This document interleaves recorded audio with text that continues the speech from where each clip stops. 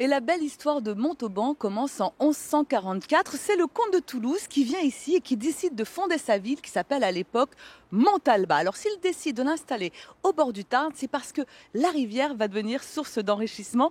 Bonjour Maël. Bonjour Elena. Alors pourquoi effectivement il choisit précisément cet endroit, le comte de Toulouse, pour bâtir sa Montalba? Parce que c'est un site naturel assez privilégié en fait. Vous avez d'un côté la rivière du Tarn, effectivement, une autre rivière, le Tescou, qui va permettre une mise en défense du site assez facile.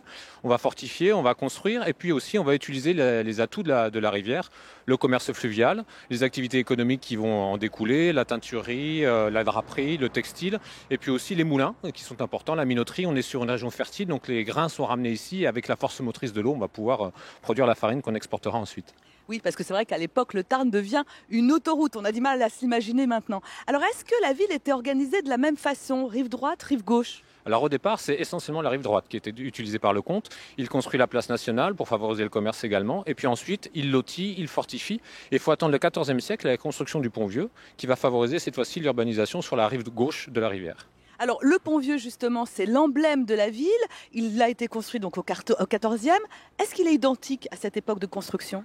Alors à peu près, pendant 600 ans, il a le même profil qu'aujourd'hui. Il va simplement aujourd'hui lui manquer ces deux tours, rive gauche et rive droite, et puis une petite chapelle Sainte-Catherine qui était également sur ce même pont qui sera détruit au XIXe siècle. Mais sinon, il résiste à tout, aux crues et aux guerres qui ont marqué l'histoire de Montauban. Il a conservé ces 7 arches, je crois. C'est ça, 7 arches, 200 mètres de long pour enjamber la rivière, faire le lien entre les deux parties de ce territoire.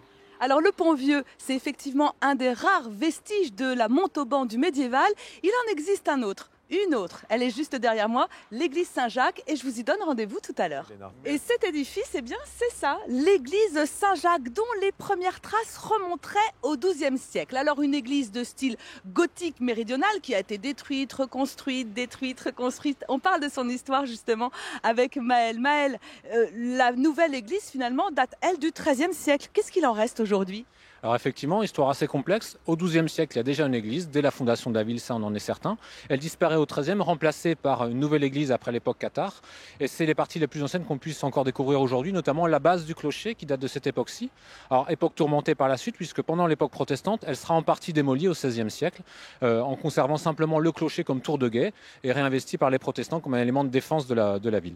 Alors le clocher, il faut qu'on en parle parce qu'il est quand même assez particulier en matière d'architecture. Alors lui, il date pour l'essentiel du XIIIe siècle, effectivement, et il conserve les caractéristiques du clocher de type toulousain, avec des retraits étagés pour les étages, des ouvertures en myrte, qui correspondent vraiment au style de clocher qui se diffuse dans tout le sud-ouest à l'époque. La façade de l'église, elle raconte une partie de l'histoire de Montauban.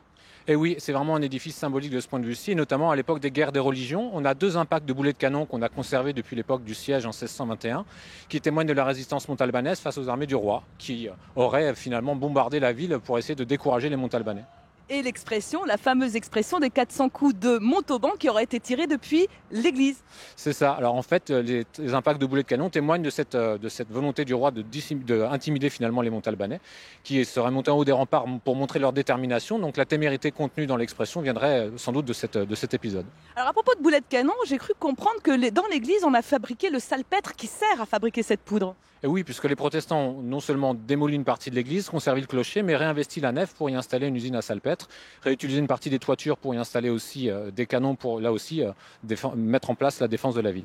Alors il y a quand même une mosaïque qui m'intrigue, moi, sur la façade de l'église. Elle date de quand ? Alors ça aussi, ça nous fait encore voyager à une autre époque. Là, on est au 19e siècle, dans les années 1870, où là, on reprend un dessin de Raphaël, le vœu d'Ézéchiel, qui est ensuite réalisé sur le portail de l'église, effectivement. Alors il faut passer ce portail et découvrir d'autres merveilles à l'intérieur dans cette église Saint-Jacques qui a pendant un siècle, au XVIIe, servi de cathédrale le temps que l'on reconstruise celle qui avait été détruite.